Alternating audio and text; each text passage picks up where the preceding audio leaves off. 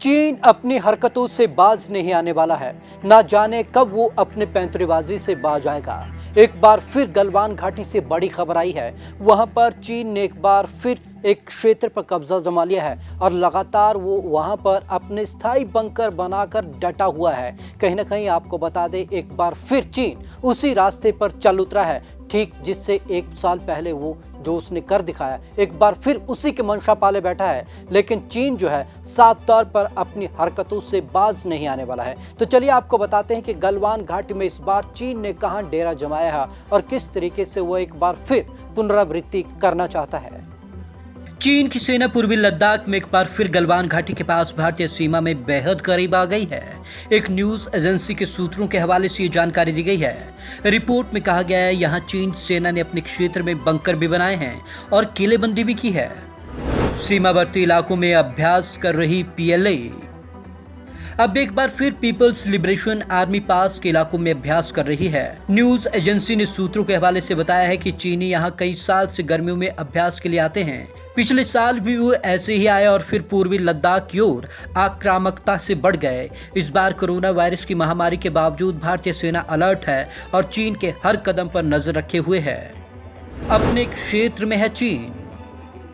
Report के मुताबिक चीनी सैनिक अपने इलाकों में हैं और 100 किलोमीटर या उससे पीछे हैं। सूत्रों ने इसे अहम मूवमेंट बताया है क्योंकि दोनों पक्षों के बीच हॉट स्प्रिंग और गोगरा में विवादित जगहों को लेकर चर्चा चल रही है। पेंगोंग झील के पास से दोनों ने अपनी अपनी सेनाएं पीछे ले ली हैं। चीनी सैनिक अपनी पारंपरिक जगहों से हटकर पूर्वी क्षेत्र में आ गए थे, जिसके बाद तनावपूर्ण स्थिति पैदा हो गई थी। माना जा रहा है कि चीनी अपनी पुरानी जगहों पर लौट जाएंगे, लेकिन वे फॉरवर्ड पोजीशन पर बने हुए हैं। भारत ने भी की तैयारी। रिपोर्ट में बताया गया है कि कोरोना संक्रमण की दूसरी लहर के बावजूद भारतीय सेना पूरी तरीके से अलर्ट पर है। सेना चीन की हर गतिविधि पर निगाह रख रही है। भारतीय सेना ने भी पूर्वी लद्दाख और दूसरे सेक्टर में फॉरवर्ड पोजीशन पर तैनाती की है।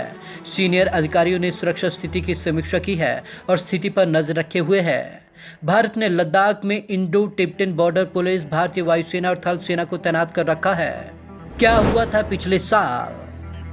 गौरतलब है कि गलवान घाटी में पिछले साल मई महीने में ही चीन की सेना इसी तरह आई थी, फिर भारतीय सीमा में घुसने का प्रयास किया। इसी दौरान जून में भारत और चीन के सैनिकों के बीच टकराव हुआ। उसमें 20 भारतीय सैनिक शहीद हो गए। चीन के 40 से ज्यादा जवान मारे गए।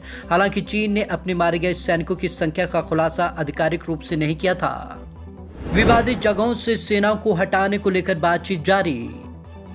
पिछले साल गलवान घाटी में लंबे समय तक चले तनाव को खत्म करने के लिए भारत और चीन की सेनाओं के बीच बातचीत भी शुरू हुई थी। इसमें कूटनैतिक और सैन्य स्तर की कई दौर की बातचीत के बाद पेंगोंग झील इलाके से दोनों देशों की सेनाएं पीछे हटी थी। वहीं हॉट स्प्रिंग और गोगरा इलाके को लेकर भारत की मांग है कि गोगरा, हॉट स्प्रिंग और देपसांग में मैदानी इलाकों से चीनी सेना पीछे हट जाए। Bureau report, Punjab Kesari TV.